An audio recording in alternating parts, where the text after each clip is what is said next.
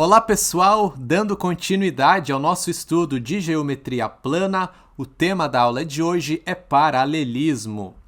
Veremos o postulado das paralelas, que caracteriza a geometria euclidiana, que é a geometria plana que estamos estudando nessa disciplina.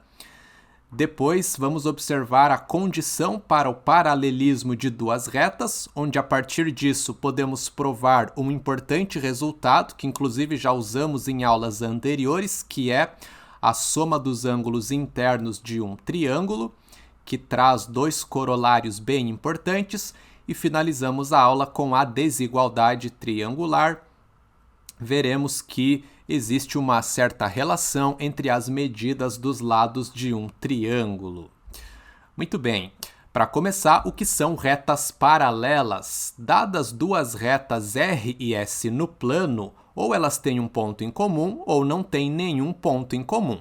Só existem essas duas possibilidades. No primeiro caso, as retas são ditas concorrentes. No segundo, as retas são paralelas. Ou seja, duas retas são paralelas quando elas nunca se cruzam, quando elas não têm nenhum ponto em comum.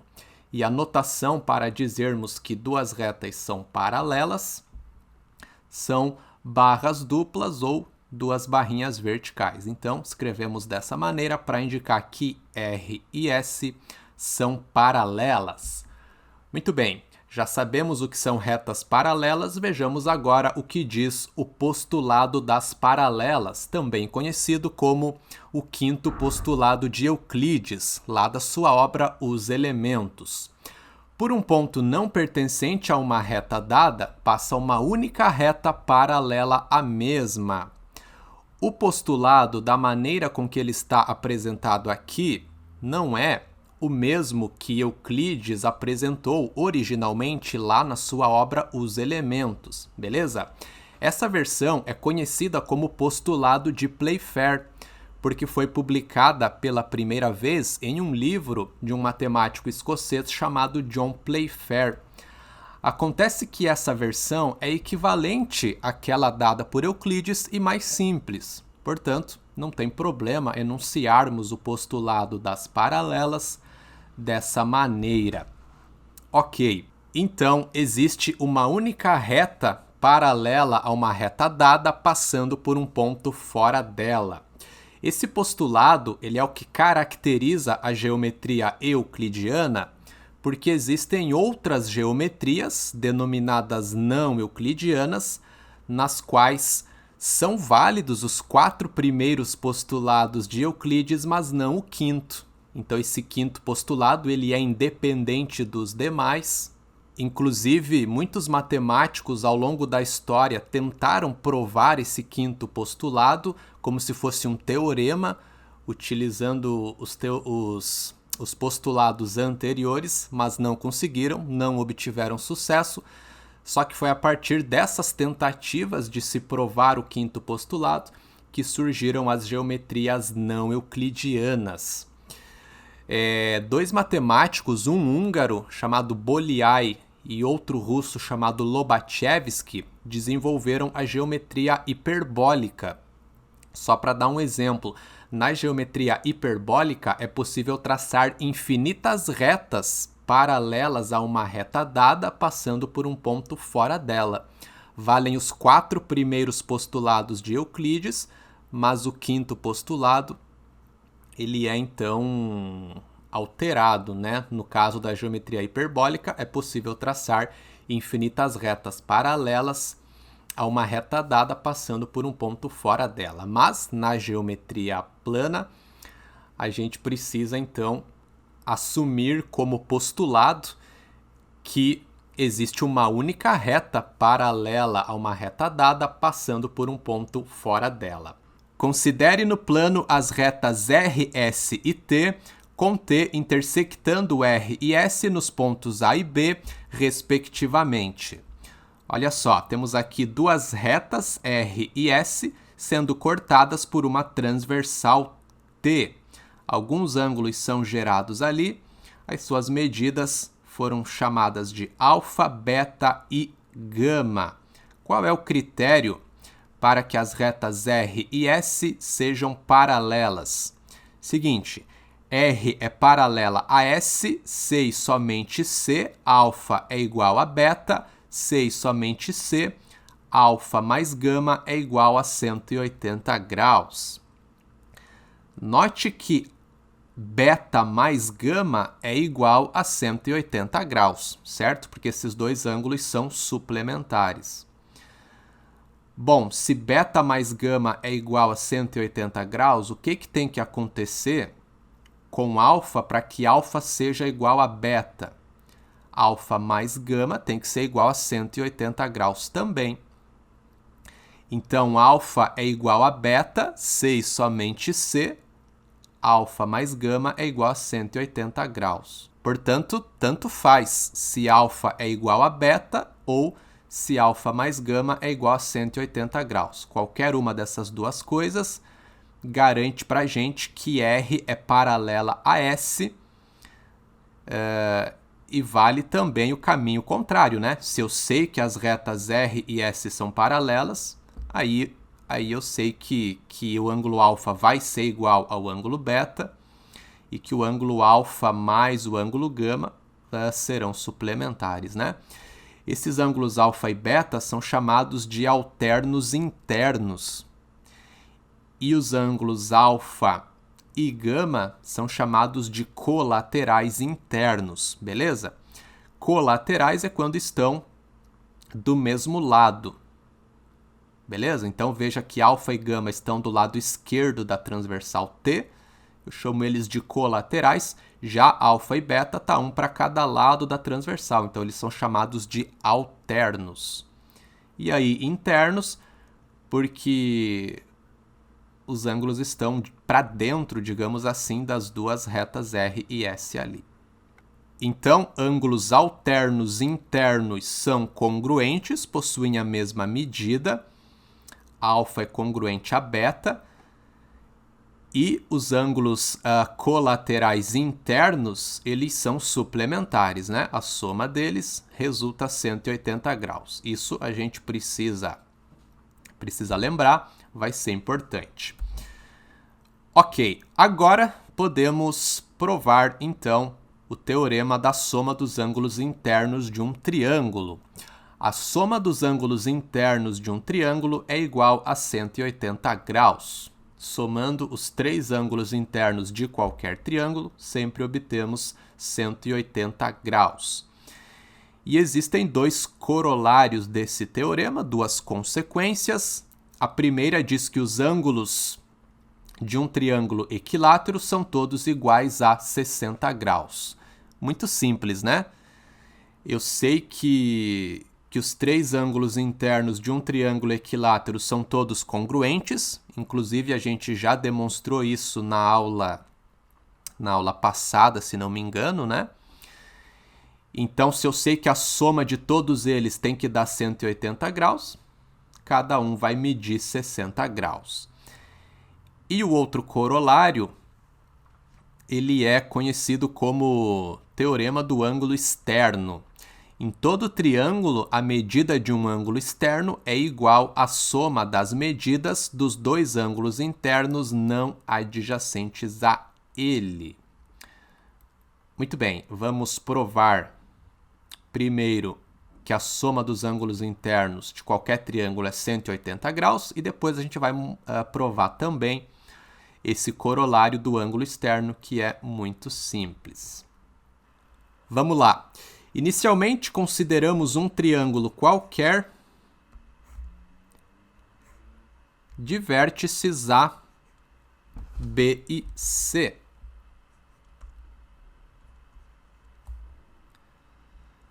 Muito bem. O que nós vamos fazer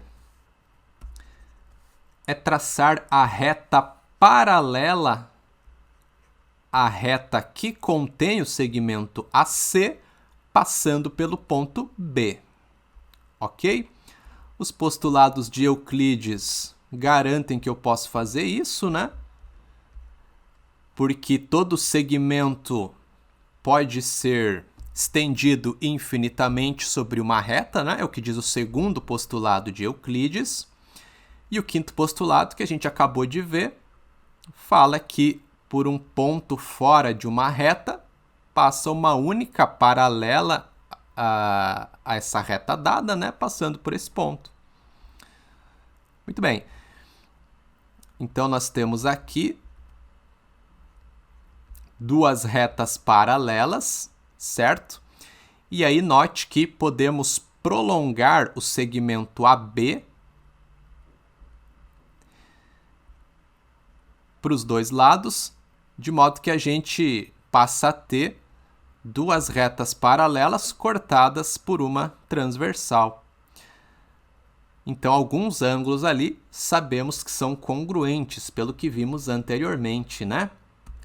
O ângulo do triângulo com vértice no ponto A, esse ângulo que eu estou destacando em vermelho, vamos chamar de Azinho, a sua medida, ele é congruente a esse ângulo aqui, porque são alternos internos, né? Beleza? Da mesma maneira, se eu prolongar o segmento BC, agora eu olho essa outra transversal aqui, cortando as duas paralelas, os ângulos alternos internos são esse ângulo do triângulo com vértice em C, que eu estou destacando em azul, e esse outro ângulo aqui em cima. Ok, basta nós considerarmos o terceiro ângulo interno do triângulo, esse ângulo com vértice no ponto B, chamando ele de Bzinho, que a nossa demonstração estará concluída, porque repare que A, B e C juntos estão formando meia volta. Então, A mais B mais C tem que ser igual a 180 graus. Como A, B e C são exatamente as medidas dos três ângulos internos do triângulo, está provado, então, o que a gente queria mostrar. A mais B mais C é igual a 180 graus, beleza? Agora vamos ao corolário que nos diz o que ocorre com a medida do ângulo externo de um triângulo, beleza? Então,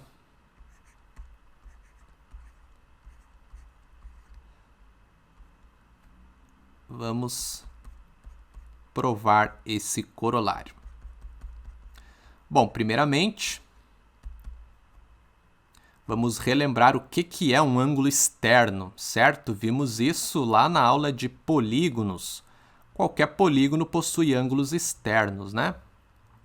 É aquele ângulo formado por um lado e o prolongamento de um lado consecutivo. Então, olha só, vamos considerar um triângulo qualquer, ABC,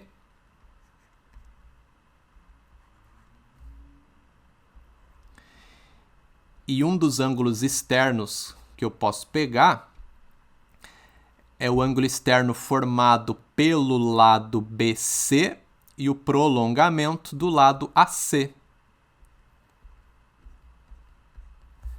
Seria esse ângulo que eu estou destacando em vermelho, beleza?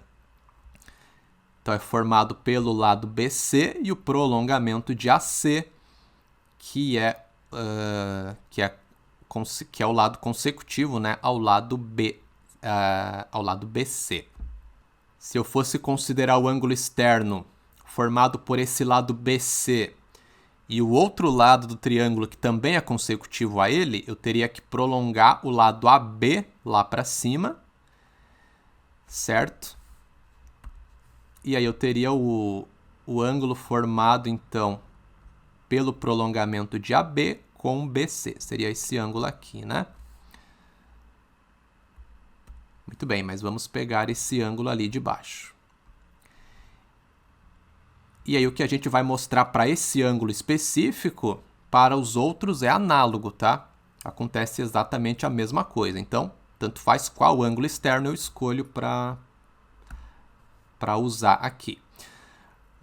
Vamos chamar esse... Bom, primeiramente vamos chamar os ângulos internos aqui do triângulo de A, Azinho, Bzinho e Czinho, beleza?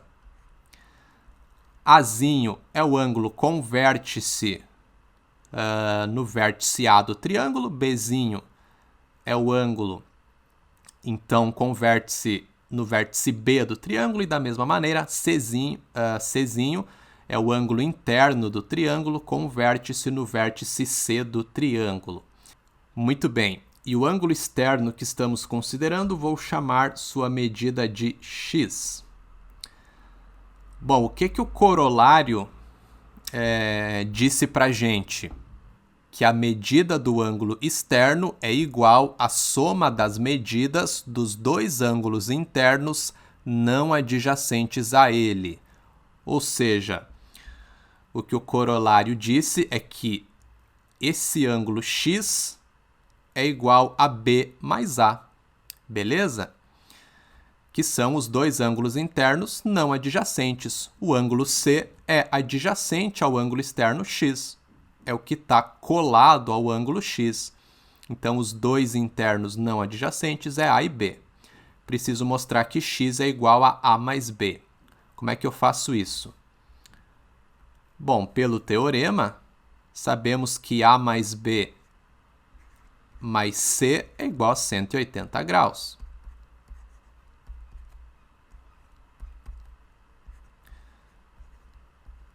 Por outro lado, repare que C mais X também é igual a 180 graus. Esses ângulos são suplementares.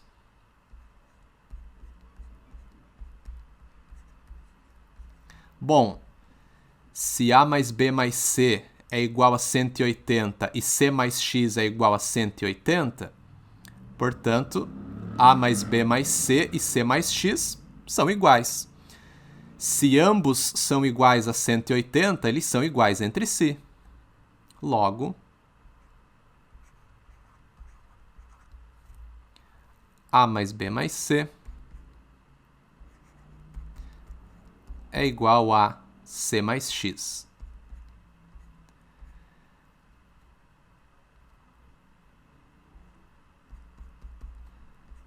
E assim, isolando o x, vai passar o C subtraindo para o primeiro lado da igualdade ali.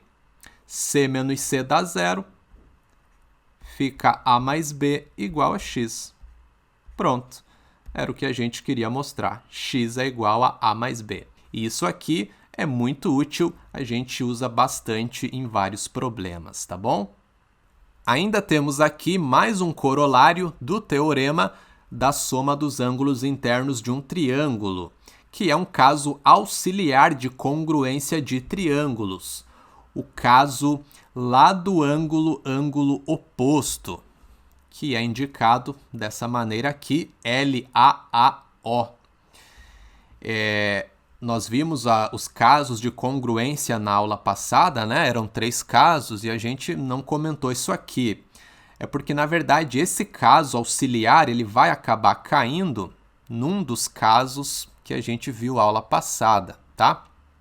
O que acontece aqui?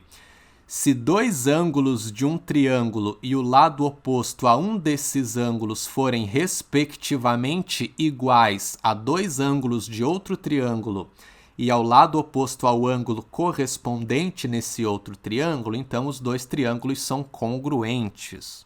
Então é o seguinte, se você acha em dois triângulos, dois pares de ângulos congruentes, e um lado que é oposto a um desses ângulos, você pode garantir que os triângulos são congruentes, porque o terceiro ângulo, que é o ângulo desconhecido nos dois triângulos, obrigatoriamente vai ser congruente, né? Se eu conheço dois ângulos de um triângulo, automaticamente eu conheço também o terceiro ângulo, porque a soma dos três tem que dar 180 graus. Então, se eu conheço a medida de dois ângulos, é só eu pegar o que falta para 180 graus que eu obtenho a medida do terceiro ângulo. Então, se dois pares de ângulos são congruentes, o terceiro par vai ser também. E com isso eu caio no caso de congruência ângulo, lado, ângulo, né? Eu vou ter um lado congruente, né? E o ângulo, eu vou ter dois ângulos congruentes e o lado compreendido entre esses dois ângulos. Aí é aquele caso ângulo, lado, ângulo, ok? E para terminar essa aula, a desigualdade triangular. Temos uma primeira proposição que diz que se ABC é um triângulo, tal que o ângulo com vértice no ponto B tem uma medida maior que o ângulo com vértice no ponto C, então o lado AC do triângulo vai ter uma medida maior que o lado AB do triângulo. Essa proposição nós não vamos provar, porém vamos utilizar para provar a proposição principal, que é a desigualdade triangular. Diz que em todo triângulo, cada lado tem comprimento menor que a soma dos comprimentos dos outros dois lados. Então, dados 3 segmentos, para que você consiga fechar um triângulo com eles, as medidas devem ser tais que cada segmento tem que ser menor que a soma dos outros dois, ok? Então vamos à demonstração dessa proposição. Bom, pessoal, essa demonstração é um pouquinho mais complicada, não é tão simples deduzir o que tem que fazer, mas vamos lá.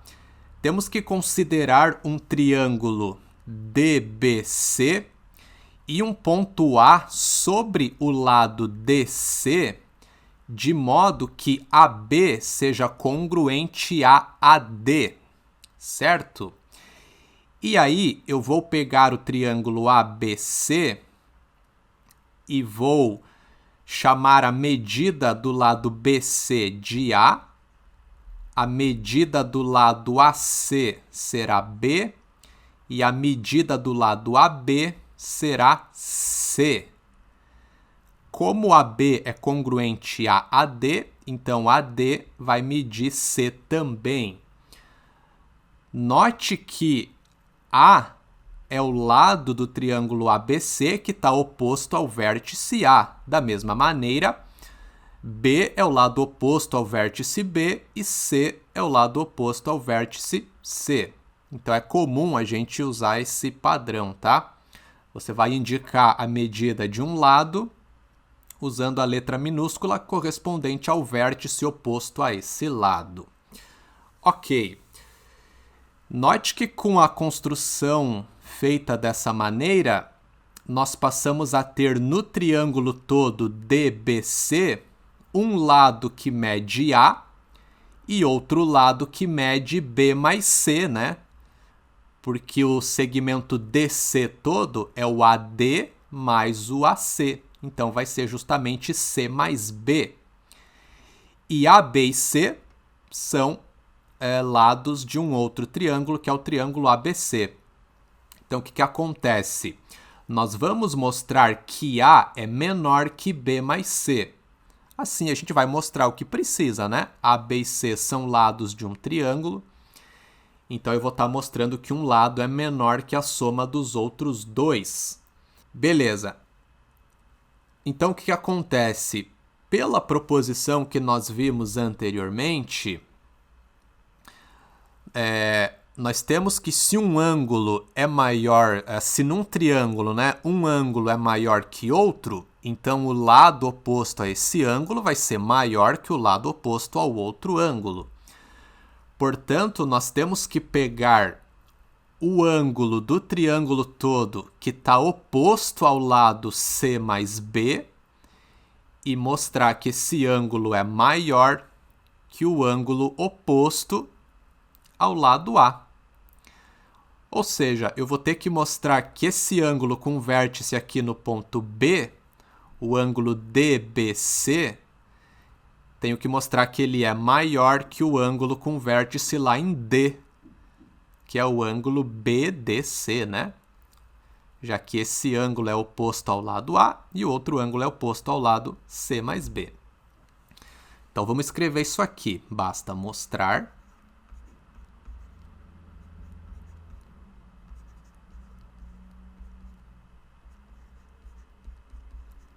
pela proposição anterior. Importante ficar claro que a gente está usando aquela proposição que vimos antes, né? Eu não costumo numerar as proposições, não costumo, né, identificá-las, então, pela proposição anterior, vamos escrever só dessa maneira.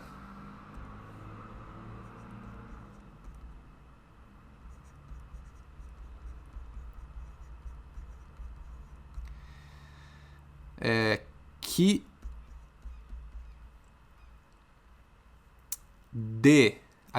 BDC é menor que o ângulo DBC.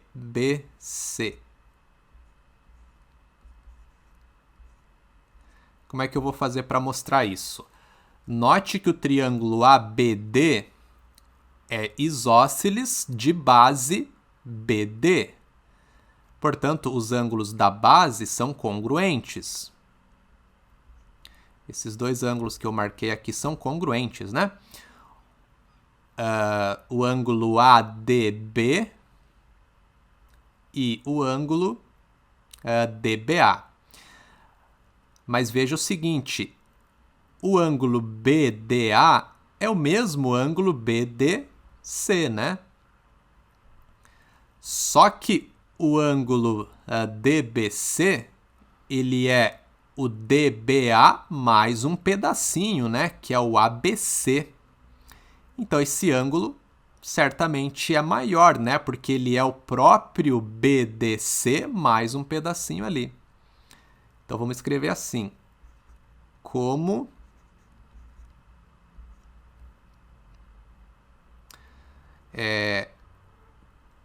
DBC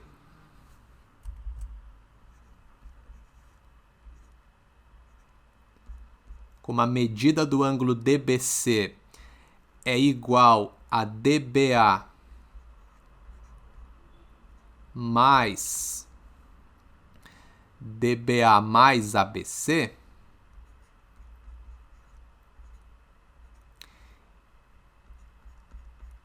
e o DBA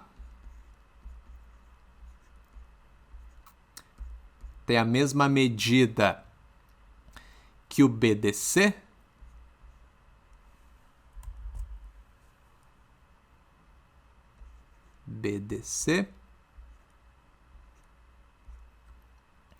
então a gente pode concluir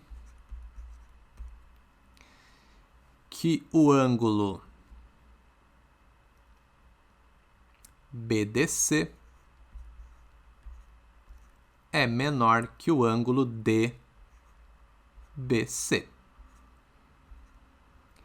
Certo? E isso conclui a nossa demonstração.